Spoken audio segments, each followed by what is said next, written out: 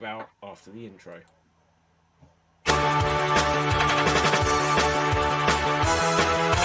Welcome to the Geek Battle Zone. We discuss comics and puny minds are blown. We debate Marvel versus DC, Skeletor, X-Men, and Ron Weasley. Judge David slams down the gavel and Cap dreams of Henry Cavill. It's a Geek Battle stream, nerd rage as we assemble our Geek Avengers team. Welcome to the Geek Battle party. We are the Justice League and our Batman is Marty. Sick Hitler's a Tim as movies are greenlit. Every new movie that's already seen it. Xbox, Star Wars, and Star Riders. He-Man, Star Trek, and David loves spiders. We battle as Morrow and Disney loves Blink, and we try to crown the Geek of the Week. It's the Geek Battle Show. Welcome to the Geek Battleground, where we use the Force and the One Ring is found. Cap is wrong about Resident Evil 6, and everyone watch out, 'cause oh shit is big. Gerald and Tim and Diz will try to win at the Geek Battle quiz. David and Dave will confuse their crew as they dive in the TARDIS of Doctor Who.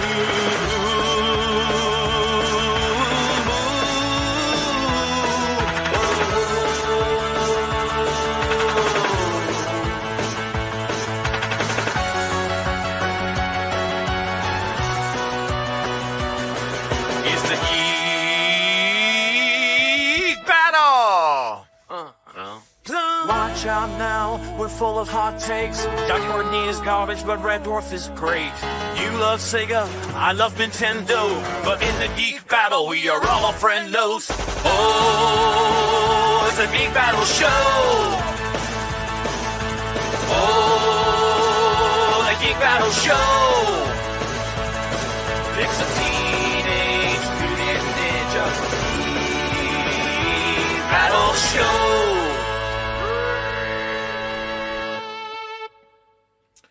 Hello and welcome to Geek Battle here on the Xstream Improv, Xstreamed, Geek Battle and Geek Battle Gaming YouTube channels, as well as a bunch of other platforms. To be honest, I've kind of lost track of what ones it's on.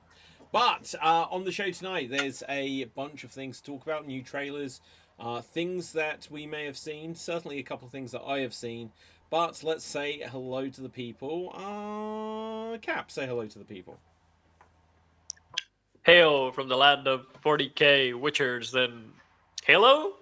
Guess I played that too now. Fully finished it. So, okay, my geek fact for the day is... so, in the Warhammer 40k universe, of course, because I didn't prepare one, so it's of course going to be a Warhammer fact. So, we know that Space Marines are tough. Space Marines are a match for any army.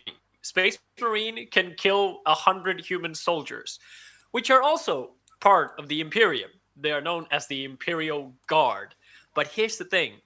The Imperial Guard are the most expendable thing in the Warhammer universe. So, technically, a Space Marine can kill 100 human soldiers, but one Space Marine will be outnumbered by 1,000,000 human soldiers. Because that's how much numbers that the Imperium has in just humans. So, if the Space Marines disappear in the 40k universe, humans will have a hard time, but they will survive. But if the Imperial Guard disappears, there will be no Imperium. Tim has questions. I have to disagree because I think like the Imperial Guard is considered by at least the Australian Major Kill to be the like special forces of regular humans. They're not Space Marines, but like they're the top of the regular human military. But they are basically tank treads when it compared to anything that they face. They are literally armed with pea shooters. There are worse troops in the Imperium, but the Guard is basically tank treads. Okay, they're in the trenches. They're basically so if there's another tank coming in, it won't be like hit that tank with a bazooka. No, throw 100 men at it so the tank will get stuck in them by their bodies. That's how the Imperium works when it comes to the Guard. Like the thing I find most interesting about this is that as confused as I am whenever you guys speak about 40k, I'm like, this must be how other people react when I say about Doctor Who. Pretty much. Yeah, Yes. I can imagine it. I can imagine Yeah, it. that's Okay. 100%. Yeah. Tim, say hello to the people. Hello to the people. Hi, and I've been reading the Three Body Problem books. I'm going to watch the TV show after, but I just want you to look up the Fermi Paradox. Fermi Paradox is this scientific debate on why there's no other intelligent life out in the universe. One of them is called the Dark Forest, which is in a universe that has a limited number of resources, but such as worlds, and these civilizations keep cropping up. There's going to be competition for those resources. So the more advanced civilizations that are out there right now are eliminating any other upcoming civilizations just to reduce the idea of competition. And they use a low resource attack to prevent the growth of that competitor. So look up the Fermi Paradox, Fermi, and that's a pretty cool real science this debate that we're having right now as we search for life in our brains and the universe. Yeah, I could absolutely get into all of that. Perhaps that's something we could do or not. Hang on, Cap. Hang on. I snatched the conch. This is right. So like I just feel like if you go to places on this earth, if you go to like Antarctica or the top of Mount Everest, you're not going to see people for miles and stuff, right? I can be across the park where I live and not see people for miles. So I think it's pretty explainable that with like our little telescopes and things that we can't see evidence of other things out there. And even then, they say that there are a few unexplainable things that we have seen within our local vicinity. There's theories about that there could be life. Atlas. Sorry? Atlas point something. Atlas point something. The recent meteorite we also kind of thought was probably an alien. Oh, well, I forget what it was called. That thing that I think it's now left our solar system. That interstellar object, the third interstellar object that we've ever spotted. It was like, it's not A1 QI Atlas or something like this, isn't it? It was something like that. Yeah, it was. I know it was Atlas, but I forgot the numbers. The thing I always find interesting is they say that nothing can move faster than the speed of light, but that space itself is expanding faster than the speed of light. So that gives me a theory. In the same sense that, if my top speed is, say, 40 miles an hour, probably more like 15, but say it's like 40 miles an hour, but if I'm on a train that's traveling 80 miles an hour, and then I'm running on that train, technically, I am moving faster than the train, right? Because I'm getting further along on the train. So I think if we can find out, like harnessing the waves of the ocean, how to harness the expansion of space, we could go faster than the speed of light and explore these places. So there you go. Cap, you wanted to say, and then Dev, we will come to you. We have not missed that you are here. Okay, I'm there's a lot of things I could say. I'm just going to focus on the Fermi Paradox. Yeah.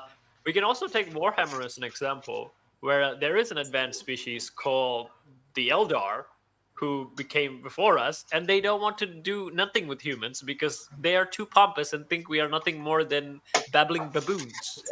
So the Time Lords. Time Lords. Yeah. Vulcans only just gave us a chance, to be fair. So the Eldar also lost their infrastructure and their imperial base because of the Slanesh because incident. Because they partied so hard, they literally created the god of debauchery. Yeah, so did the Romans. He's got backers. Well, anyway. Dev, say hello to the people. Hello to the people. And I have a theory on this whole, life outside of Earth thing. It's like every 50 years, they send a scout to Earth and decide if Earth is intelligent enough to contact them. Until then, they have a force field or something around our solar system that limits communication or visibility of other planets. But that would suggest that they don't have values like us, because we see any animal, we're like, is it intelligent? If it is, we'd kill it. If it isn't, we'll eat it. And that's kind of like our logic and way of handling things. I don't imagine. Wait, we don't necessarily kill intelligent things. Have you ever had tuna? No. Well, it's pure dolphin, I'm telling you. Right, okay, Tim. Why are no Neanderthals alive? Because we outcompeted them for resources. Yeah. See, so as a subspecies, I imagine that our subspecies is the most aggressive, has the most warlike tendencies, mixed with intelligence. Maybe there's a reason there's dwarves and elves and all those things, but they were in our previous history with different subspecies of humans. Do you know, just to very quickly go on that, something I found quite sad is that there is a sequel to Lord of the Rings that J.R. Tolkien started writing. And it's called something like The New Shadow or something. And in the published by Tolkien's son, Christopher Tolkien, there's the Unfinished Tales. And it has the few chapters and notes and things that was going to be this story. And from the appendices and everything at the end of Lord of the Rings, it was like this led into the Age of Men. And so basically one of the reasons why he abandoned writing this book is well, he's already established that it's just men, and it's about Aragorn's son or grandson, and it's well, there's now there's no elves, there's no hobbits, there's no fun creatures in it anymore, and he kind of abandoned it because he'd written himself into something of a corner of just saying, well, there's just the men left, and the human race was just a bit boring. So, yeah, Dev. Anyway, yeah.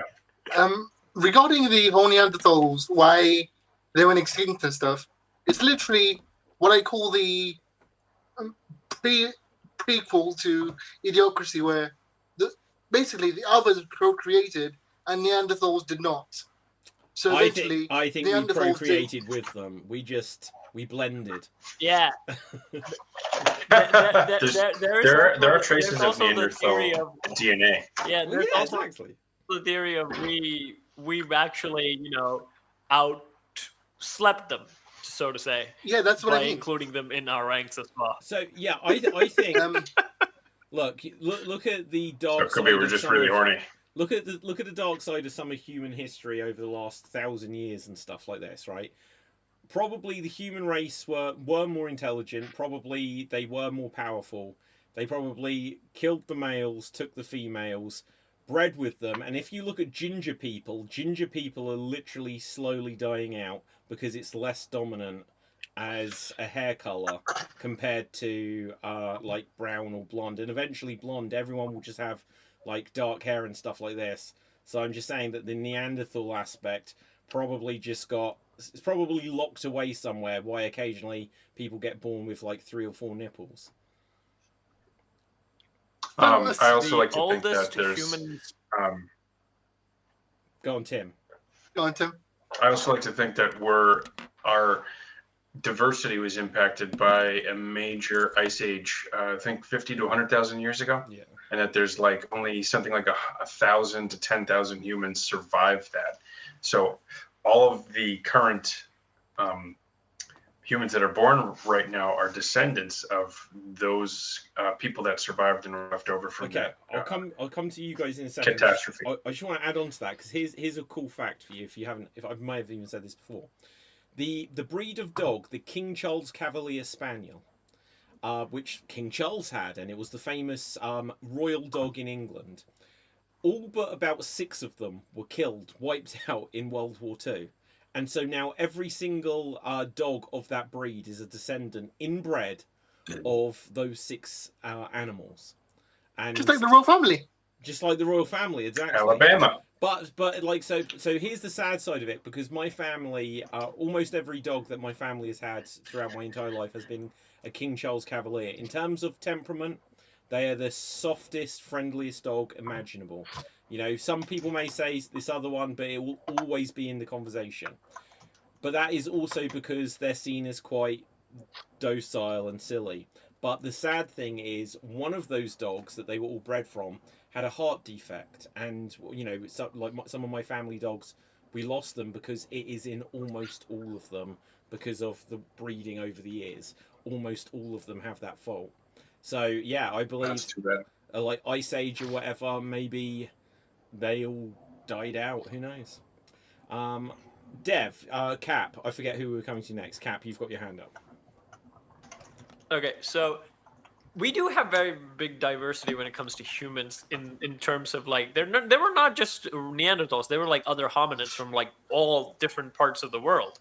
Like even like if you look at like separate continents, they all have like different sort of like early humanid connections to it.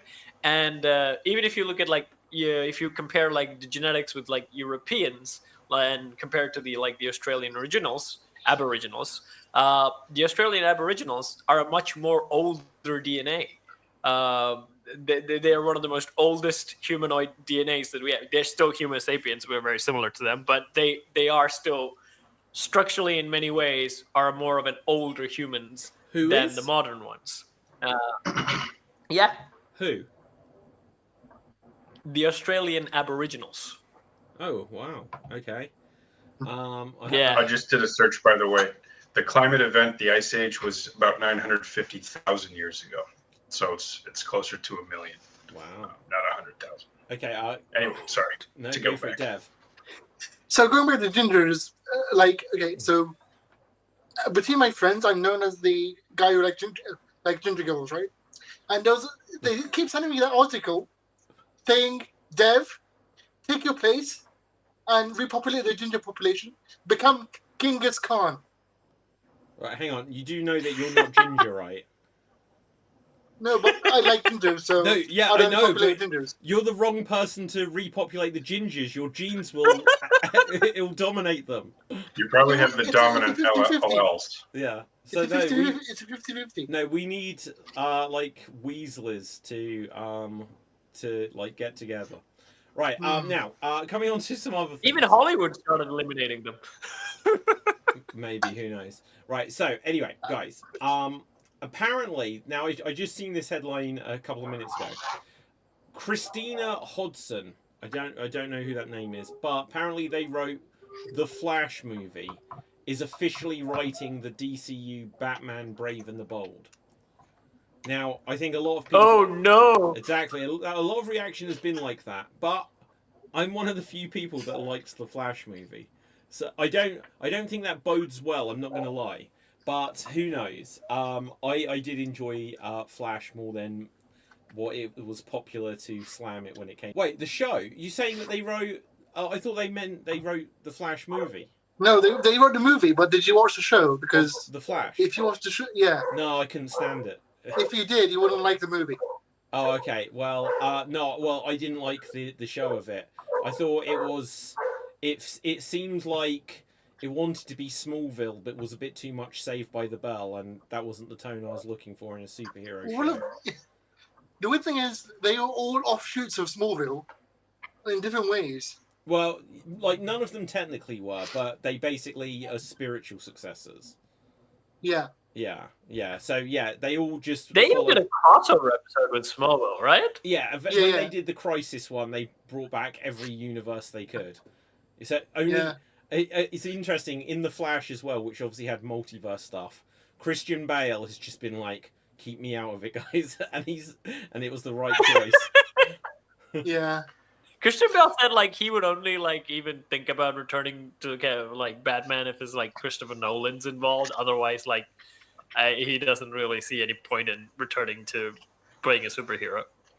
At least Batman. Well, yeah, he'll be okay with Gord the God Butcher. But you know what? But like, I think he's making the right choice because Michael Keaton did come back, obviously, and then Tim Burton was really not happy with what they did with his Batman in The Flash. So yeah. But that was the only good part of them. What that was has Tim Burton done recently? No, I do agree. Like that was why I enjoyed it. I was like, oh wow, Batman's back. Like the actual Batman is back. Yeah. Like I liked his character and how they introduced it. No, go on, Tim. Go ahead, Tim. Oh, I like what they did with his character and how they introduced it. But parts of the Flash movie were a little discombobulated. Oh yeah, definitely. Yeah, no, it wasn't high art. In fact, hang on one second. Where is it? Where is it? Is this an overlay? Right. We just have to appreciate the CGI. Like, okay, so if you look on the screen, so Cap's face is hidden by the famously bad mustache Henry Cavill, but then above Cap, to the right of the screen is the Flash CGI Henry Cavill, which is infinitely worse. Infinitely worse. Yeah. So, gosh knows what they were thinking. But yeah, Dev, tell us things. I'm just annoyed, like, that they had a chance of paying off the Crisis cameo in the Flash movie with Grant Gustin showing Yeah. up, but they never did it. They never did it. Yeah, go ahead. If they were gonna have two Flashes, you could have easily had Grant Gustin as the second one. Yeah, or they could have just had him. Like I've said my pitch for this like a dozen times on the show now. They should have had all their CGI monsters turn up. They should have had Michael Keaton's Batman there. They should have had Nicolas Cage actually dressed as Superman being there, and they should have had the TV Flash come in as well and being part of this little ensemble. And then the last person to fly in should have been Christopher Reeve's Superman. Just have him say like the one line of like, you know, truth, justice, and the American way or whatever. And then they should have flown into battle, and they should have just done cool stuff of this team up. Instead, they just showed that there are spheres with different universes in. And it was like what was the point? Look, Cap's just gone into his universe. He's in his sphere. Yeah, it's a little bubble. What is the point of showing like, oh, here's Adam West's Batman if he's not actually there to interact with anyone? Yeah, like, and there's a perfect place to put Christopher Reeve's Batman as well. The Kingdom Come one. The Kingdom Come one with the slightly white hair. Like in Crisis, they did it really well. The Kingdom Come Superman was the Brandon Routh one. Yeah. Well, yeah, but they could have had him. I love that he also has another character in that show, and basically they just look at each other. Wow, we're really both really good looking. So it's interesting. Just like one of the other headlines here, I'm on like the X account for discussing film because they usually cover stuff. Let me just bring it onto the screen quickly, as long as it's nothing dodgy, because you can never quite trust X. But it says YouTube says they are actively looking to reduce the spread of AI slop on the platform. Right? No, they're not. No, well, probably they're not. But it's gonna be interesting to see what the future is of AI or CGI recreations of famous actors or stuff like this, because I think most of it has had a negative backlash. Like, when have they done a CGI, or not necessarily AI, I guess, but I guess they use AI as part of creating it. When have they done like a CGI recreation of someone where people have been like, that's amazing, thank God they did that? Because I can only think of two examples, and they were the first two. And that was when oh my god, was The Crow, because obviously the actor got killed, and they did a few CGI things with body doubles just to put his face onto, so they could finish the film. And then in Gladiator, when God, I forget every actor's name suddenly today. When what's his face died? Who was it that died in Gladiator? Oliver Reed. Oliver Reed died. Yeah. So Oliver Reed died. He hadn't quite finished, and they were like, we have finished his role using computers. And it's that they repurposed footage from various places, and they like CGI'd him into the new scene. Not CGI, but just like cut him out and put him into the new scene. And a couple of bits like that. And for those reasons, they were able to finish off performances. And I guess another one like that was with Paul Walker on the Fast and the Furious movie. Yeah. But for the most part, when they did it with Princess Leia on that movie, and she was still, Carrie Fisher was still alive when they were making it, they'd CGI'd her as young Princess Leia. But she died, I think, the same month it came out or something. And then they said for the next one, they weren't going to CGI her. And then they kind of did some repurposing. But after that, when they put like CGI Superman, Batman, when they did Peter Cushing, lots of people look at these things and say like, oh, this is awful. Like Peter Cushing in Star Wars Rogue One, I think his family have since come out and sued about it because Disney got the permission from his agent, which obviously is a major conflict of interest, and it shouldn't have been that he had the power to put that into place, if I'm remembering it correctly. But I think a lot of this stuff is going to have a huge backlash, and it's going to take years before they find a way where it's accepted to do. But go on, Dev. I have 3 good uses of AI and like replace people. Yeah, go on. Like personally, I enjoyed because the 2-pack concert, the 2-pack concert they did, this hologram one, that was really like good for like innovation and stuff. Yeah. The CGI face, like another one they did was Val Kilmer. Yeah, but he was on board with it because he was it was only his voice that was AI. Yeah. So that I 100% agree, but he couldn't speak because of like his poor health. So they used, so he literally had to lip sync himself basically. They'd got his voice and either he lip synced to it or they added it afterwards. But how could someone say, oh, they shouldn't do that when it's like he wanted them to, or he agreed for them to do that? Yeah. And what was the third one then? The third one was called, because I forgot what it was now. But I have a really like famously bad example. Go on. X-Men 3. Well, the de-aging. Yeah, de-aging. Yeah. Oh my god, like, okay, so all the digital de-aging, I've never seen one that I really think works. When you watch some Marvel films, and they've got like Michael Douglas looking younger, and his face is just kind of like, as he turns, it's just like, it looks like it's sliding up, following after him. Or even if you watch like the last 2 or 3 Resident Evil movies with Mila Jovovich. Now that series started in about 2002, and it probably went to about 2016, 17, 18 or something like this. And by the end, her face was just glowing. I was like, well, they're doing what they can to make it look like she hasn't aged because she's meant to be like a clone of a clone of a clone and stuff like this. But the technology wasn't there yet, and it was just like, it looks like she's about to regenerate in Doctor Who, that there was just some weird haze just to smooth everything.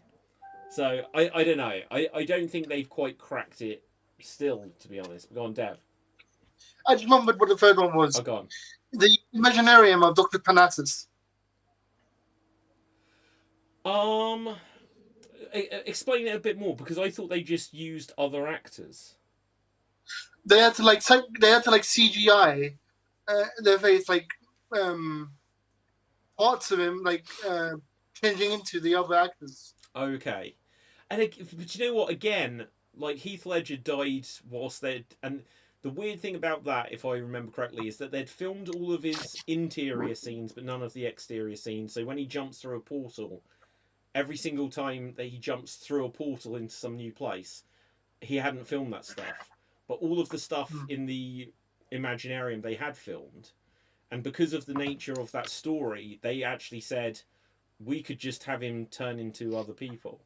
And then who was it? It was Colin Farrell, Johnny Depp and Jude Law finished the role for him, and they were like friends sort of thing.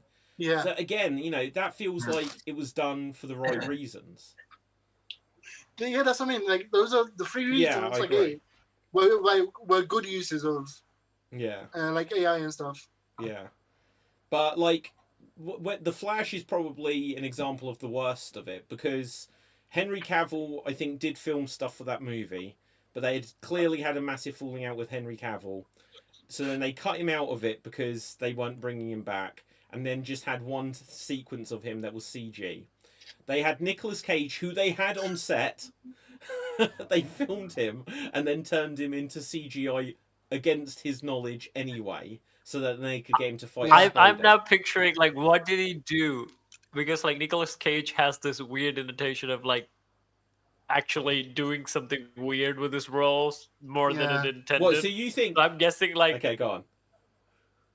So that's exactly what I think, David. Is that they're like, okay, now you're Superman, you're fighting a spider, and he probably did something super mega weird, and they were like, let's CGI it. It was too weird for the Flash movie. Okay, hang on. Right, wait. So, I've seen at least read the clip. I may have seen it as well of Nicolas Cage talking about this, and he said that he was there on set and he filmed a scene, and what he was told is that he was looking at the destruction of his world, and that is what happens because each of the multiverses were being destroyed.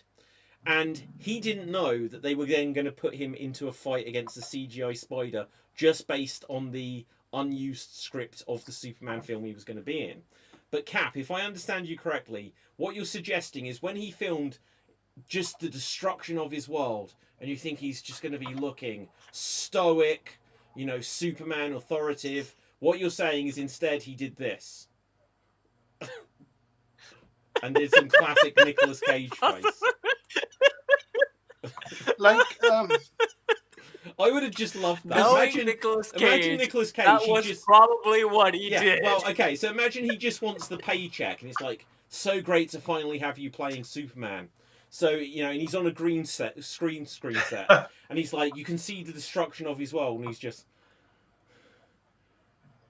And they're like, Nick, let's go for a second take here, and he's like... I would just love it. And they're like, we can't use any of this. Dev. so you guys watched the CW Crisis, right? Yeah. Yeah. I haven't. Apparently, Nicolas Cage's scene was that, basically like that. He'd be watching his own Earth, like, blip out of existence. That was a scene. Well, no, they did have it that... Like, okay, let's bring it up. Let's bring up the Flash. Because we can... You know, all of the cameos in it were just, and here's a cutaway gag like in Family Guy to another universe, and so they show just like Batman 1960s Batman in black and white, and it's like, why is it in black and white? That world's not in black and white. The old show wasn't in black and white, in fact. Or maybe it was the old People Superman. want to Whatever. know They had like, okay, Flash, I like how the production got in trouble with CW as well, because they used footage from the show without permission. Cameo. Right. Ah. Okay, so here it is. Let's bring it up. It's got adverts, of course it does.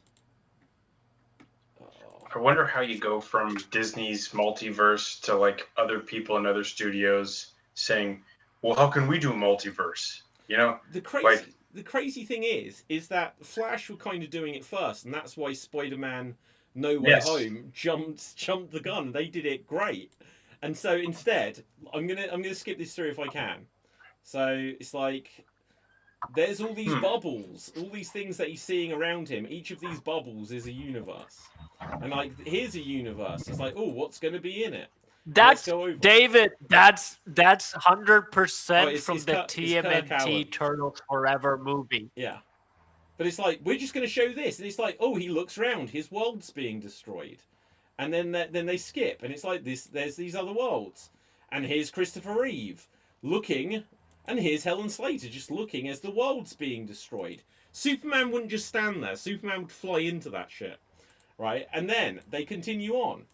And it's like, what's this? Oh, and he's not in black and white. It's just you can barely see the color.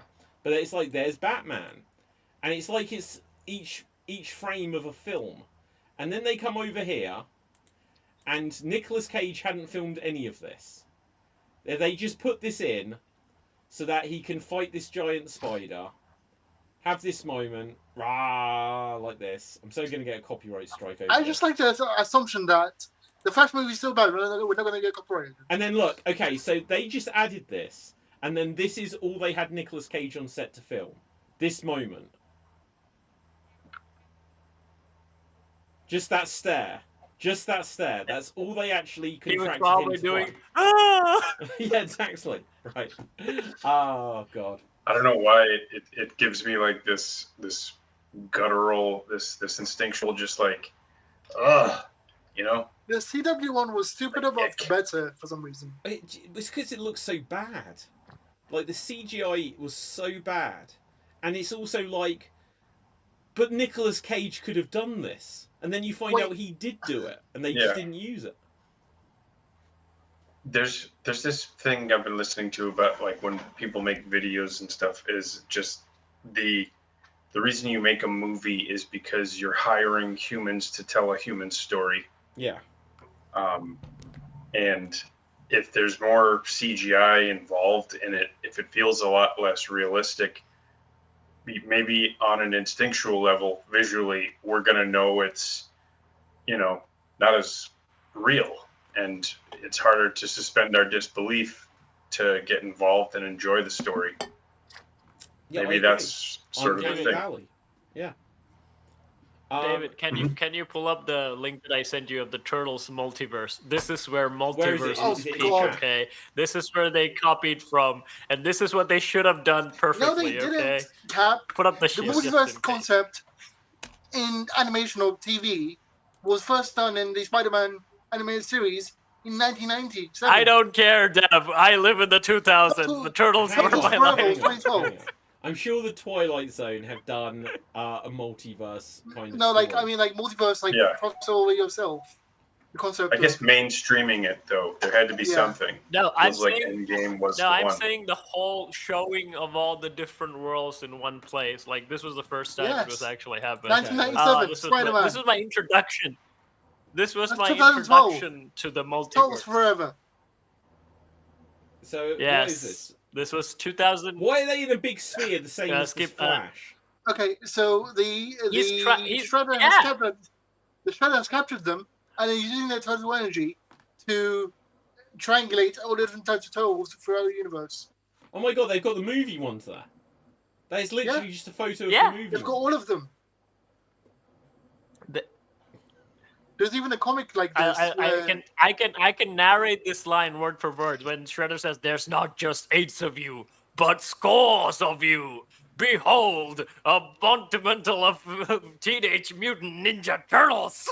And they go, "Awesome!" Hey, look, the anime one's there.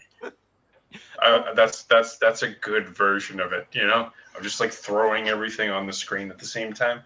Yeah. It's the creative mechanism for it, but it's like animated too. There's no humans, so I feel differently about that as a And reason. they did it in a good way because, like, so the Shredder's plan.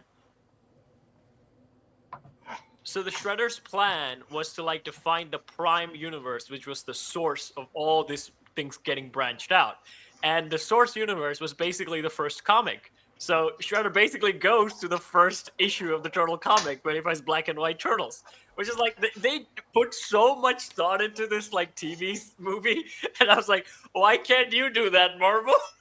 See, the funniest part about that is, in the first issue of the Turtles comic, they kill Shredder. Oh, Yeah. spoilers. They also do that in the 2003. They also do that in the 2012. But The issue 1. Shredder's they not get the voiced one. by Uncle Phil.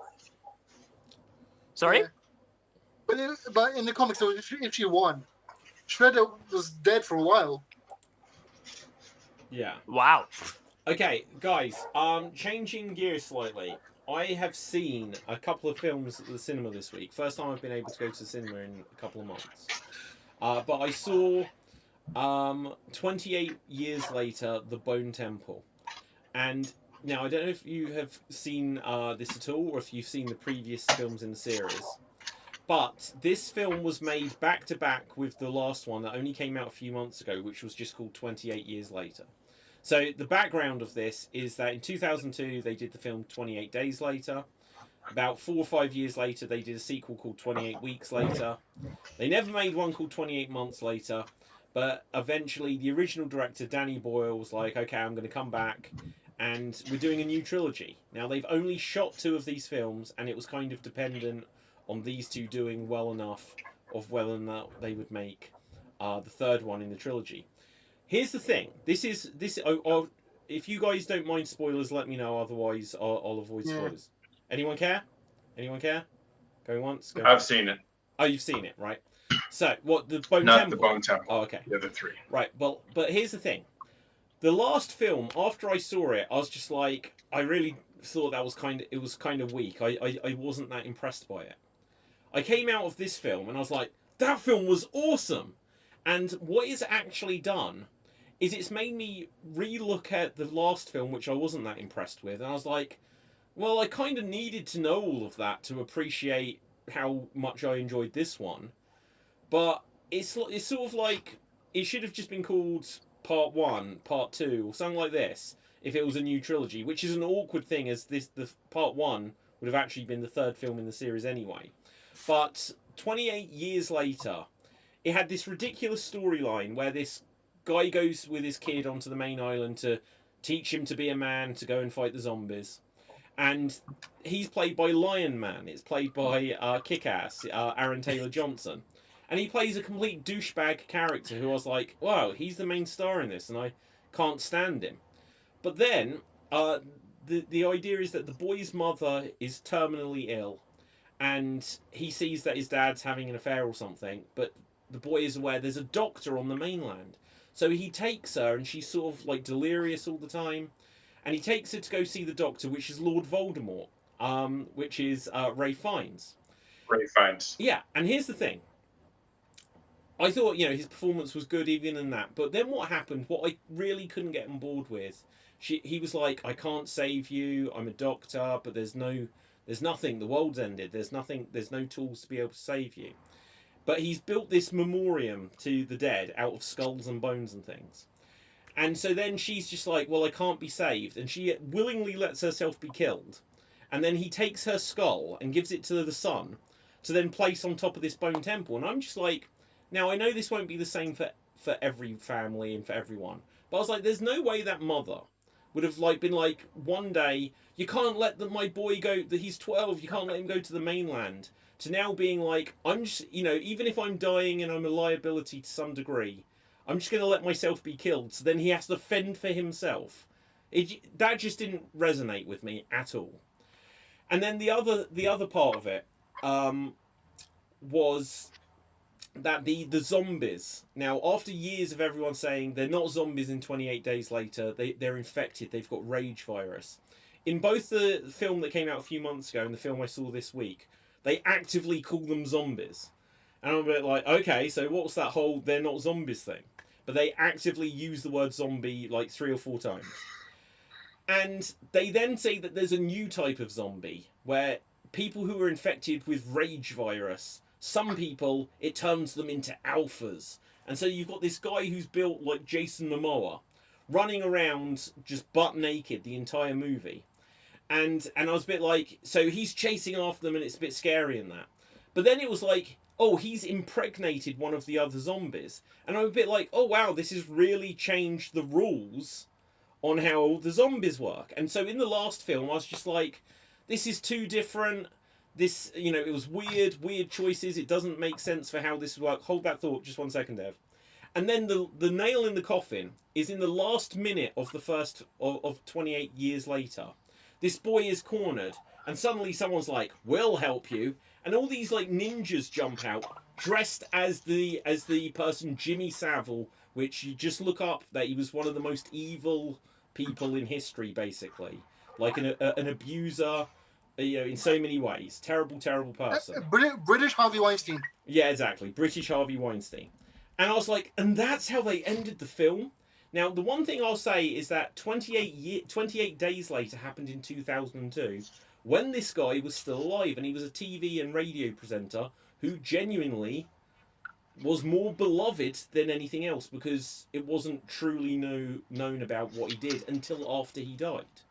But he had a TV show called Jim'll Fix It, where, it'd be like he genuinely was doing charity work. But now they say the reason he was doing charity work is because it would give him access to people that he could then abuse. We're getting into, like, a topic I don't really want to get into, to be honest. But the idea of his show, Jim'll Fix It, I thought, oh, wow, is this clever that because this is an alternative history and no one knew that he was evil, that someone in this post-apocalyptic world might look, we need to be like Jimmy because we'll fix it. And then this film, the big thing I can say about it is that they didn't use that idea at all. I have no idea why they were all dressed as Jimmy Savile. However, a little bit like The Walking Dead, where you've just got a rogue group of survivors who are bad guys, That's what this gang of Jimmy Savile lookalikes were doing. And their storyline and how they then interacted with Ray Fiennes because they think he's the devil and stuff like this. It's like mostly not a zombie movie, but it was actually overall a pretty good movie. And it perhaps my expectations were so low that it just majorly exceeded them. But then, okay, so big spoiler if you do want to see it. At the end, you just suddenly see like a little girl and she's doing her homework, and then you hear a voice saying, "Oh no, this was after World War II. You've got to do this for the test tomorrow." And suddenly it's Cillian Murphy from the first movie. And suddenly they hear gunfire, and the characters you've been following throughout this whole film, they see out the window, and this girl, she's like, "Dad, what do we do? Do we help?" And he's like, "Of course we do." And he grabs a gun. And I'm just like, wait, that's the character from this film from 26 years ago, or 24 years ago. And suddenly it was like, I really want it to continue. But I'm not sure they'll actually make this continuation, because I think this one is not performing that well at the box office so far. But anyway, go on, Dev. So, first of all, when you said there's like a giant super-roided zombie running around, Yeah. me and Cap had the same idea, right? At the exact same moment, me and Cap did the same idea. Which That's ripping off Attack on Titan. It's That's ripping off ripping off what? an anime called Attack on Titan. When did that come out? When did the Attack on Titan come out, 2010s. Cap? No. 2010s? Right, okay, so if you've played Resident Evil Remake, that came out the same year as 28 Days Later. They introduced the idea of the Crimson Head zombies. So a zombie that you'd knock down, and unless you cut his head off, it would get back up stronger. And this guy is basically a Crimson Head. So, okay, but here's the thing. So major spoiler here. So Ray Fiennes shoots him in the previous film with a blow dart with morphine in, and the zombie's then subdued. In this one, he gets the idea that the zombie likes the alpha zombie likes to be shot with morphine because it kind of calms his mind from this rage. And then he's like, "I'm sorry, old boy." It's like, the size of you, the amount of morphine that is taking to subdue you. I think what you're searching for is peace. And he's about to euthanize him. And he's looking up at the sky, and suddenly the zombie speaks and says the word moon. And because of this, Ray Fiennes is doing his doctor stuff, and he thinks the rage virus has a physical component. It makes you spit blood and stuff like this. It makes you go crazy. But he also says he thinks there's an element of psychosis in it. And so he loads him up with medicine, and then at the end, the zombie can just talk again. Everything about it, I was like, wow, that actually was a clever way to evolve this idea that's now decades old in pop culture. Because this is where they actually take back the idea that, well, he's not a zombie, because they can cure him, or they can heal him, they can rehabilitate him, and he's still got his mind somewhere underneath all of the virus. So there were lots of things about this. What is the definition? Wait, what is the definition of zombies? It doesn't necessarily mean that you are dead, right? Zombies basically mean that you are zombified. Yeah, so here's the thing.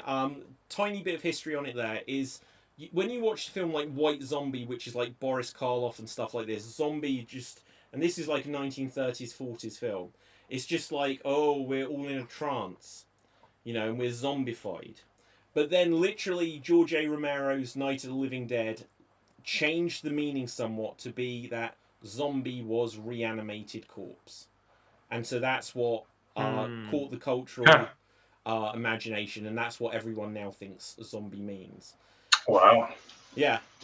So it's like an evolved idea. It wasn't original, because you think something coming back from the dead, other than its physical form, it's a ghost, really, so that's what it was before that. But just something being zombified was just like being under a spell, like hypnosis. It would be more like voodoo stuff, and people zombified. But it became reanimated corpse from Night of the Living Dead, Dawn of the Dead, etc., etc. Dev. I just realised what the ending of 28 Bone Temple reminds me of. Go on. Fast and Furious Tokyo Drift. Oh, I don't know it. Go on, tell me more. At the very end, the main character from the third movie, is getting told that one of the character's old friends wants to have a race, and the movie ends with a cameo from Vin Diesel. Ah. Okay, Tim. So I just saw Ultimate Extreme Battle Simulator 2. 1,000,000 Vin Diesels versus 1,000 Harry Potters. Amazing. That was so much fun. I That ju- was the only movie Which that version? Vin Diesel. Which version of Vin Diesel this is? Like, is this what specific version of Vin Diesel? It's a melee, it's a melee zombie basically, and the Harry Potter shot fireballs from electricity, and there were 5,000 Vin Diesels left. But if you had thrown in 10 extra Harry Potters, I bet you they would have gotten cooked. Tim, I've been was watching a lot of just- those videos recently of whatever this Yes. simulator is, and it'll be like 10,000 Jurassic Park T-Rexes versus like 1,000,000.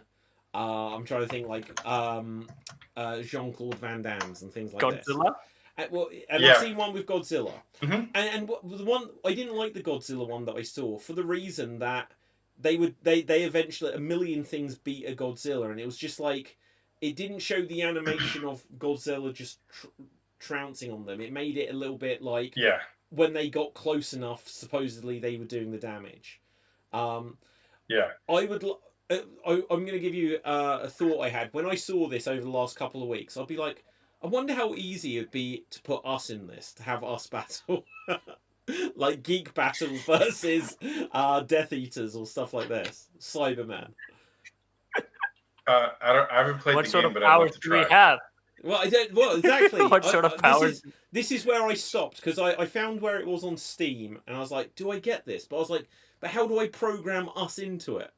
And I was like, you probably need to, unless it's got like a creator wrestler, like in like WWE 2K, Yeah, where you can make it WWE. look like us. Which I don't think that's the idea. I think people modify to import models. But then I was like, but how do you give people their attributes? Because how it can't just be that. Because if it's the base of it is everyone's either got guns or swords. It's like, well, how do they give the Harry Potter characters magic spells and these different attributes? And by the time I'd got this far in the spells thought was not that process, difficult. I was like, this is too much work, and I gave up on it.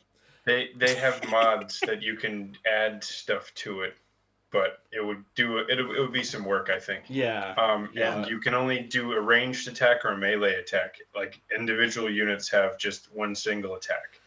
There's no damage that occurs to your team though, which is interesting. There's no splash damage for. I love the not- version where they do Space Marines versus Spartans. There's some of that as well. That's kind of cool to see. Yeah. 1,000,000 chicken versus 10,000 T-Rex. Yes. No pluralization too, which in English is kind of important, but who cares?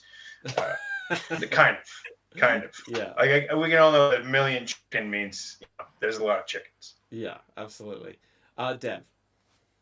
I mean, I've got some free time, so I'm going to make 1,000,000 Caps versus Resident Evil Gaiden. Yeah. Do it. Who? Who am I fighting? Resident Evil Gaiden. The game that you hate. Who? Gaiden, the one where Leon gets infected. Well, yeah. So Resident Evil Gaiden's the game where that's got bad graphics, so Cap won't remember it. Yeah. But no. Okay. So you could have 1,000,000 Leon S. Kennedy. No, 1,000,000 Capelthaves versus one regular Leon S. Kennedy, and Cap would just be like, "Kill me, Leon. I'm not." 1,000,000 Caps versus We surrender. We surrender. We surrender, Yeah. and our Lord and Master. Yeah. I'm going to figure out Or that we'll this all week. be just like, That would be how do fun. you do that with your hair? Can we get our secret? Yeah. Okay. Let me ask you a question. So this is slightly relating to that, but slightly different. And we've kind of done this before. If you had to have like a battle team, and say you could choose 5, it will include yourself. So you were in this fight, but or it could be similar to those things where it'd be like, these 3 will defend you, the rest will try to kill you. If you could Yeah. choose who is your team going to be, and this doesn't just, you could just go purely, well, this one's the most powerful and this one's the next most powerful. But if you were assembling who you would want your team to be, so obviously Cap, you wouldn't have a logical reason to choose Leon S. Kennedy if you're already choosing Superman and Wanda and stuff like this. Yeah. But you might think, I want Leon to be part of my team. So who would your ideal 5-man, 5-woman, whatever 5-person team be if you had to assemble your personal Avengers, Justice League, superhero or just sci-fi or whatever character team? Dev, do you have an answer for this? Yes. Franklin Richards, Mr. Miku's Pitlick, Goku, Yeah. and Spike from Buffy, Spike and a from Buffy. Labubu. And what was the last one? And a A Labubu. Labubu. Oh my Although, Dev, I question Mr. what a Pitlick, because what if he turns on you? He doesn't care. He's a chaos infringing imp. No, I tell him that this is the most chaos he can inflict ever. I tell him that, and he'll believe me. I mean that sort of thing with these assemble your own team, mainly because if we are given free range from everywhere, Yeah. obviously everyone's gonna go for the most powerful person they No, can think that's of, what I mean. and then It doesn't I just have want to be that the guy most to be in. powerful. Yeah. I mean, if I think you can ask what sort of 5 dream team that you like to hang out with, that's actually a better question that will get us an honest answer than who do you want as your most people to fight Okay, or something let me like put that. it to you like this. Because what fictional character is your 5 favorite that you like to So, hang out with? The world as it currently is, there's no supervillains that we know of. Yeah. There's no impending Thanos level threat that you need to deal with. You are just establishing, just like in Superman the movie, that there is no supervillains, there are no superheroes. And is it a bird? Is it a plane? It's Superman. This is the first time anyone's actually seen something like this. But you all emerge together, and you're the leader. You all emerge together, and there may never be a supervillain. What powers do I have? You have nothing. You're What just the powers team do leader. I have? You're the team leader, Cap. Right. Okay. But so Okay, look, then go on. Okay, then David, I want the genie from Aladdin. Nice. Because I could have 3 wishes and then wish myself fucking superpowers. And I would have Elsa for personal reasons. What? Jesus. No, not that kind of stream, Cap. It's not that kind of stream. It's not that kind of team. Look at this. Cap has been given full power. I am for for 20 female seconds. representation, okay? And he's... So Where? I just picked everyone up. Altered reality. Yeah. I've been picking a harem. Yeah, Tim is probably horror. going to pick the class of Halo. Okay, well, Tim, who Okay, would you so then, choose? That's tough because I don't think I'd want all powerful everyone. I think I'd want one all powerful teammate. Yeah. So I think I'd choose a Superman definitely because he could work in a team and he'd probably be the most powerful. You need someone who can work within a team and also everyone else can work on the team. How many other choices do I have? So you have 5 overall. All right. I do the Scarlet Witch. It's easy to alter reality, and you need someone to kind of counter. So I need another all-powerful.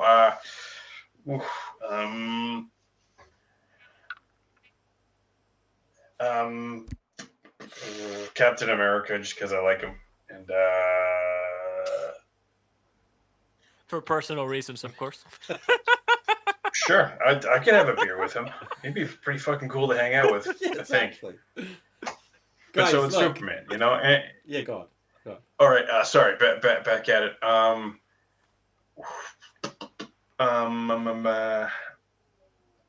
Master Chief. I need a tactician.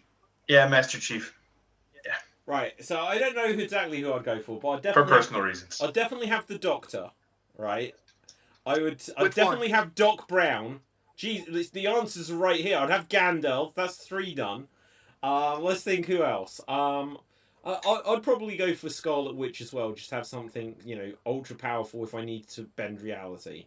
For personal reasons, of course. Hey, you can say that, Hey, but I I'm the one that didn't. likes redheads, not you. Right. Cap, get your hand out of your pants. Chill. This is about fighting world threats, Yes, not exactly. not the. I'll show you a world threat. Yeah, I've Got got. repopulating the Earth. Hey, Elsa is a pretty fucking powerful person, okay? Right. Okay. Pretty powerful person. Cap's just like, Yeah. I'll Like have all the Jessica other Rabbit. I'll have the Little Mermaid. Right. Okay, and the last one. Who would I choose as the last one? Henry Cavill. Nah. I might like have just like Crichton from Red Dwarf. Just have like a robot, service robot. Hmm. Oh, Oh, I yeah. thought you meant I Crichton mean, from. I mean, the better question to ask is that, like, let's just say with like one character, who would you like to explore a different planet with? What character would you choose to explore a different planet with if you found yourself into one? Amy Pond from Doctor Who would you have? Yeah, okay. Who would you have as a friend or companion in a fantasy world? And then who would you have in like if you found yourself in a detective situation? Jack I Bauer. think specific scenarios would be best. Yeah, but my idea is this: like, you need specific scenarios because otherwise, everybody's gonna be like, "Oh, I need the most powerful person," and one for personal reasons. So you know. Okay, Dev, go on. Cap, let it go. And by that he means let go of it. Right, Dev. Yeah. So, I just had an amazing idea based on a game I played. If I was in the medieval times in a fantasy reality, I would literally want the T-1000. Because what the fuck are they gonna do It against the would gun? probably. Yeah, but you would probably it will run. What if it like runs out of batteries, and what if it founds itself in a muck? Well, Yeah, okay, because so T1 could look, it can be melted, right? So could say the Fellowship of the Ring or like the Hobbits, right? They'd go, the T-1000 going up against Smaug. Smaug would just melt him. Yeah. Heat and cold disable or damage the T-1000. So Exactly. when it's frozen, as it tries to put itself together, you actually see it sort of it struggles to operate as easily because the freezing cold also damaged it. Exactly. So think of this from Cap's perspective, right? He'd be like, I've got the T-1000 here. And then he'd ask it to look like Elsa. And then it would accidentally freeze itself. and it's just like, oh, shit. Right, Dev. David will be changing the theme song to Henry Cavill to Elsa. I had this amazing image in my head of somehow the Fellowship has beaten up the T-1000 and they're like carrying him like on their shoulders towards Mordor to go melt him. Yeah. But you know, okay, so if the T-1000 got the One Ring, like, could it be corrupted? It couldn't be corrupted, surely. Well, But T-1000 is just Well, Is you're saying the One T-1000 a Ring would different install entity, or is malware just on the Skynet? T-1000? yeah. Okay. Yeah, just like the the Flood have a logic virus or a logic plague. It just argues with its programming until it finds a way around like an AI's purpose and turns it over to its but I think like when we talk about what we, if you could have one person in your team, it's like you got to also deal with them. They're like human beings and stuff, and I think that's how I look at it too. Is like I got to deal with these. No offense, I got to deal with these assholes all day with this world-ending threat or in fantasy. It's like I gotta be careful when I'm choosing that. Yeah, I guess that's how I see it in a way. Yeah. Oh. Elsa may freeze your nuts off. She don't like you. She, because if you're not treating her right, she's like, you know what? I'm gonna let you let it go. She's a nice person, and I'm a nice person. We could get along. Yeah. Do We you all want love to a nice snowballs? guy. Do you want to get some snowball? Yeah, exactly. The worst that could happen is that I end up as an icicle, which is fine. Okay, now, so, guys, Popsicle. a couple other things I've got to mention. The other film I saw this week was called The Housemaid, which is a Sydney Sweeney movie, Cap, who I believe was the fifth person on your team. That's why it's so popular. Right. And I was like, Right. I Now, was going to ask why everybody because it's really popular, but I don't know anything about it. I okay, was like, why is everyone watching it? I was like, that's why. I knew nothing about this movie other than it was Sydney Sweeney in a thriller, right? And I was like, I like not knowing about thrillers in particular, sci-fi, horror, stuff like this. It's like, just surprise me with what you got. I won't give you too many spoilers. It doesn't 100% hold up this film because pretty quickly I'm just like, I don't think characters would behave like this. But overall, it was a pretty good film, and I can say I'd somewhat recommend it. It's not something... If you can go and see it on like one of these unlimited cinema tickets, then it's 100% worth seeing. If you had to pay for it, I'd say, well, you know, if there's nothing else you want to see, it might be worth a go. It's not that great, but it was pretty good. Tim. Were there It's like, shots? I'd rather see Yes. a half-naked Ray Fiennes than Sydney Sweeney. Just, you know, it's like okay, all right, I get it. Like, to be fair, movie quality is a big thing, and star power is different nowadays. I don't think I've seen a movie with Sydney Sweeney in it where I'm like blown away by it. But I know she's trying to Man of Web was good. get out there as an actress. What was good, Dev? Apparently, Man of Web was good. The only other time I've seen her in anything was when she was Spider Girl in that flash forward in Madam Web. That's literally the only other thing I've seen her in. But I did check the review and I was like, is this a thriller? And it's like, oh, it's got 7s or 8s out of 10. I was like, okay, I'll give it a go.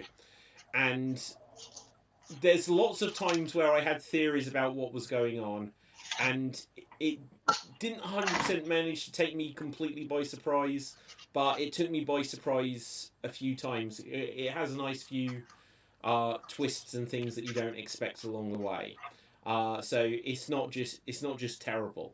But the biggest criticism I'll give for it, because I won't give spoilers for it, is that pretty early on I'm just like, this character seems a bit crazy. There's no way this person would be able to behave like this in real life and get away with certain things, you know. But anyway, the other thing I saw, which I just saw, is a teaser trailer for the Masters of the Universe movie. So let's Finally, bring this up quickly here. I've been watching the behind the scenes stuff for years. So like you just So see finally. a very little. So there's He-Man, who doesn't at all look like He-Man. The sword looks good. But then, Is it Austin Butler? wait for it. There we see. I don't know if I can make it bigger without it dominating everything. So I don't even know if you can see that at all, to be honest. You can't, can you? Right. I can't make it full screen. It's really annoying, that. But you can see that Battle Cat's there, Man of Arms there, Teela's there, and whatever this is. Teela is not how she's supposed to be. She looks better than the Teela in the Netflix animated show. Yeah. And Man of I'll give you Arms that one. looks like he's got the right costume at least. And Cringer there looks correct. But let's keep going for a second. Yeah. And so I think there's going to be a proper trailer tomorrow, but I think once again this is another He-Man has somehow made it to human Earth, isn't it? So basically, I know, to give you a gist of it, you know what it is? Thor. It's Thor. Yeah, Yeah. it's Thor, but with He-Man. Yeah. And Sonic the Hedgehog. They love where these things they're like, oh, this takes place on an alien planet. Everything's going to have to be special effects and CGI. They're just like, what if there's a portal that sucks them through to the human world? And the Dolph Lundgren He-Man film already did this. So they're literally remaking... I love the fact that Hollywood's answer to isekai is to reverse the isekai. So basically, if you look at like Japanese cartoons, mostly they're like, what if you go to a different fantasy world? The regular guy goes transported to a different fantasy world. They're like, what if we bring the fantasy world characters to our world? You think of that? Yeah. That's what Hollywood's been doing. And that's 100% So, what they do. to quickly explain the isekai concept to everyone here, it's kind of hilarious at the point. The main character gets hit by a bus or a truck and ends up in another universe. That's how 9% Oh of wow, these I didn't start. realise this. Hang on 1 second. So first of all, is this a bigger picture? Can I click on this? But yeah, okay, so Man of Arms is played by Idris Elba. Whoa. So that's cool. That is cool. And Who's He-Man He-Man? looks Is it fine. Austin Butler? Prince Adam looks fine. I'll be honest, if that's meant to be Prince Adam, That's- he doesn't look hench enough to be He-Man. Well, from what I I've think seen, it's the shirt. he Did it. is. I think it's the loosely shirt. If he just like goes Like, I never bodybuilder liked 10, you'll that be they- like, I never liked that they changed things. So Prince Adam is scrawny. Because Prince Adam, when I was growing up, looks exactly the same as He-Man. He just didn't have the He-Man costume on. no, Jared Leto is do you know why Skeletor. that is? Do you know why it is? 'Cause Jared Leto is Skeletor. Yes. Yeah, Oh, Yes. they keep I hiring. broke this. what a good I character broke for this him. news a year ago on Geek Battle, Yeah. and nobody believed me. Okay, hang on, look. That is what Prince Adam is supposed to look like. Okay, so I can explain this because I spoke to one of the writers of 2003, right? Yeah, go on. They said kids back then would have been okay with the whole Clark Kent, they're different people thing. Adam isn't He-Man, like they're separate people thing. But nowadays, people are like, oh, how are they so stupid? How do they not realize the guy who looks like a carbon copy of He-Man is He-Man? Yeah, but look what they So they did have to make him. Adam look like, yeah. That's ridiculous. yeah, Yeah, that's the He-Man I grew up with. No, Basically- that is Prince Adam. They put it into a focus group, Not that. and apparently the focus group made fun of him, saying, "You can't like, you can tell that that's He-Man. It needs to be an actual disguise. It needs to be like Shazam." And where also, it's a smaller guy, but and also and it's also the product of the time. In '80s, they were like, okay, we need to draw a different model for He-Man and then a different model for, you know what? Just draw different clothes on him. That's pretty much all Yeah. we need, because it, again, hand drawn animation. And to be fair, teenagers in the 80s looked like they were 40. Teenagers in the 80s looked like they were 40. Yes. Teenagers? Yeah. Look up Hulk Hogan when he was younger. Okay, Hulk Hogan, That's the alcohol and steroids. teenager. That's probably not. That's probably not every teenager. look. I'm pretty sure that's the alcohol and Yeah, steroids. look, this is Hulk Hogan, age 12. No, I'm joking. I don't know how old he is there, but I take your point. Right? Hang on. I mean, he does. Wait, how old is this guy? Like, okay, so that says, I think that says 1960. That's age 18? Yeah. Oh my god. I mean, to be fair, alcohol usage has decreased as time's gone along. Wow. So, like, I imagine there could be a lot more cigarette use and beer drinkage, and also lead in the air and water back in the earlier Yeah. times. And also So culturally- probably aged differently. And also, culturally, maturity is probably a lot younger for them than to Yeah. us as the Like time. Arn Very Anderson true. had looked the same age for like 50 years. Yeah. Anyway, guys, we got a few minutes left. Is there anything you guys have particularly seen or whatever that we've not touched upon? Any movies, shows, there games? was- I have been Go on, guys. Whoever? I have been Go ahead. watching the series Grimm, which has been pretty good. Just finished season 1. So far, so good. It's a lot better than what I was watching Teen Wolf, which had so much potential, but solely ruined Watch the the whole story original. by making the main. Watch But- the original. Not the original dub, the No, go watch the 2015 original. one. Go watch the original. Nah, I can't watch. Go watch the original. It's much better. Go watch the I original. watched the 2015 one. The main character looked like me, but there has to be a video essay written about him, about how to write the most pathetic protagonist, because he doesn't win a single fight in the whole series. It's just, it had so much potential. But Grimm, on the other hand, which is much nicer, again, it's weirdly, it has a better budget than Supernatural, which was weird because this is around the same time. And they're both kind of the similar shows. The urban fantasy, there's like supernatural things that exist within this world, and you guys have like hunters. Yeah. So I know Go there. I know the producer of Grimm, and I know why they got a bigger budget.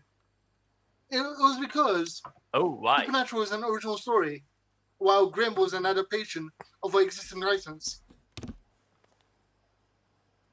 Okay. Well, So you mean Grimm the got the original Grimm bigger- Tales, or Budget? Like the Grimm series got funding from the Grimm Tales, or like the Aesops or whatever, the book series. to adapt into a TV show. Well, Supernatural was original content. But I think because of that, the better budget of that, the creatures looks way better than they do in the Supernatural. And also, again, pretty likable protagonist. He's the smaller package version of Brendan Routh. Exactly, like if you look at Brendan Routh, the next picture of him is basically just a smaller version of Brendan Routh. It's so scary in that regard. And if you want a continuation of that sort of, if you want a continuation of that sort of show, look up Once Upon a Time. Yeah, I tried Once Upon a Time. It didn't get me engaged that much, mainly because, again, there was not many as fight scenes as would in Grimm and Supernatural. I was kind of pretty bored after, like... It trailed off after a while. Like, I saw 3 episodes of Once Upon a Time, but it didn't fully get me into it because there was zero action in it, so I was there wasn't enough butt shots. Got bored of it. What cap? Jeez. Yes. Butt shots. Yes, Butt there shots. wasn't enough butt shots. Wait till Hook shows up. Yeah. Okay. Anyone else, guys? 5 minutes. I'm waiting for the Super Bowl because we're getting a lot of things at the Super Bowl. When is the Super Bowl? The first week of February. Okay. We're gonna get a lot of trailers, including a full one for Doomsday and a full one for Spider-Man. Ooh, exciting. Ooh. Mario will be appearing on Avengers Doomsday. Yeah, Mario will return in Doomsday. Okay. I saw episode 2 of The Pit. That was good. Pit's great. Otherwise, yeah. What is The Pit? Yeah. What is, No, I don't Wiley's know really anything of this. I don't think I've ever heard of. It's a 15 or 16-hour shift in the emergency room and hospital in Pittsburgh, Pennsylvania. Imagine if ER, but more realistic.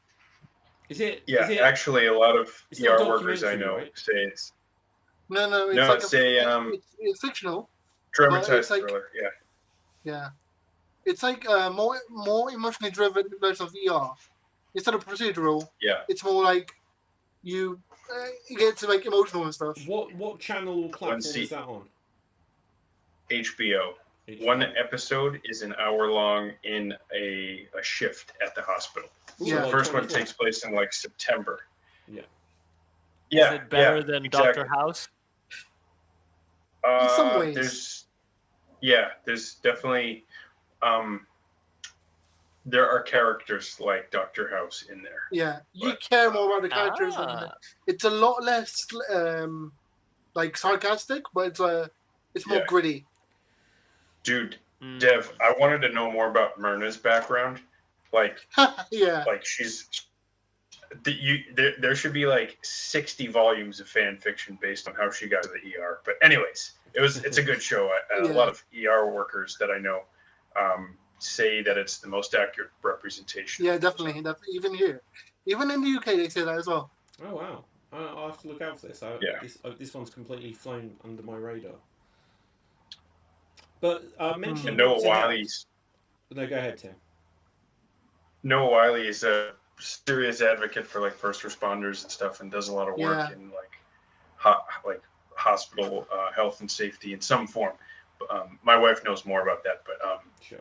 I love how he presents the issues of the ER in the show. Yeah.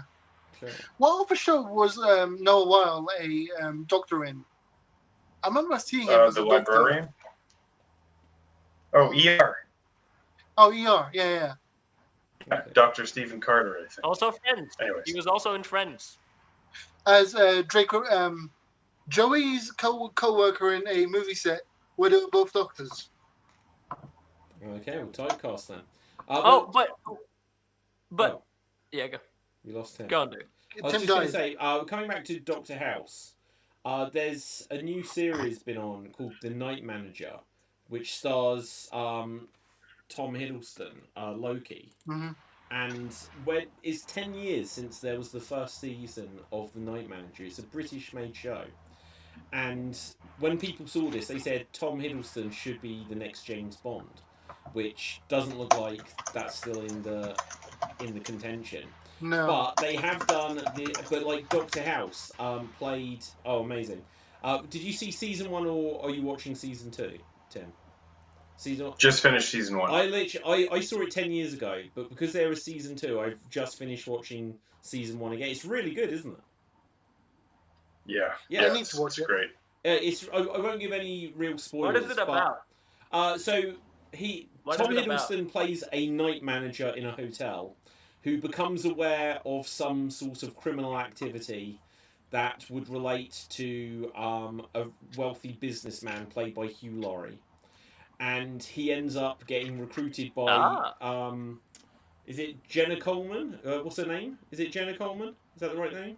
Something I don't Coleman? know. Olivia I don't know. Coleman. Olivia Coleman. Is it Olivia Coleman? I forget her name. Right. Is it the Doctor Who one or the other one? No. It's not. What the hell is her name? Yes, it is. Okay. It's Olivia Colman.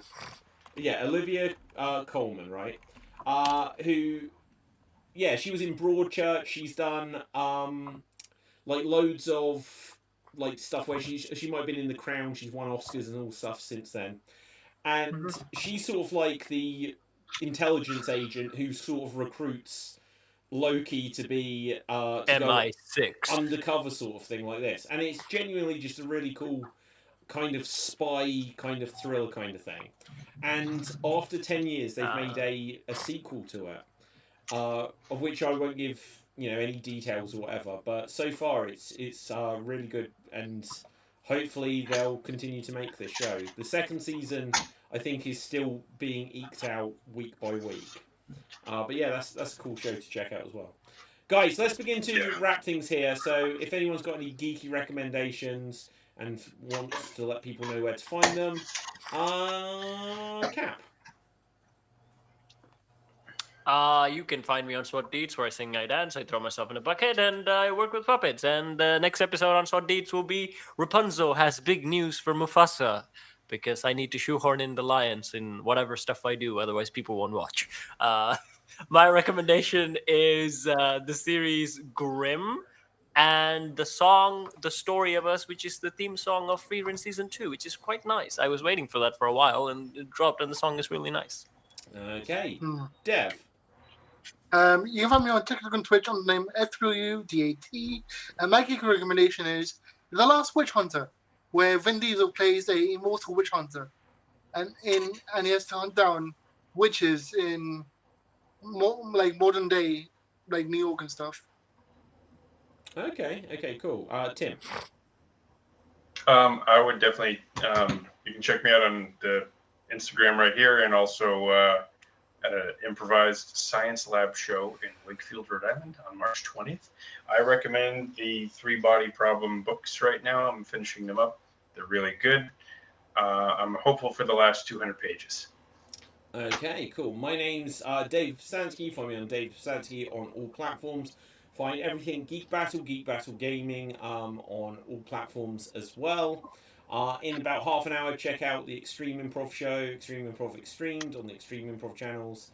And very soon, I'm so pleased, I've spent absolutely months and months and months editing videos, which I have literally finished editing yesterday, for Extreme Improv stuff and also Geek Battle stuff. So within the next week, it will become the great period of sharing and scheduling videos. So I'm very excited for that to start happening. But just follow the Extreme Improv and Geek Battle channels. And the big thing it means for me is because it's literally taken all of my free time editing videos for months on end without being able to share any of them for reasons. Now I will finally be free to work on some other things, which I'm so excited about I can't even begin to explain. But with that, until next time, stay safe, always stay extreme, live long and prosper, may the force be with you. Nanu.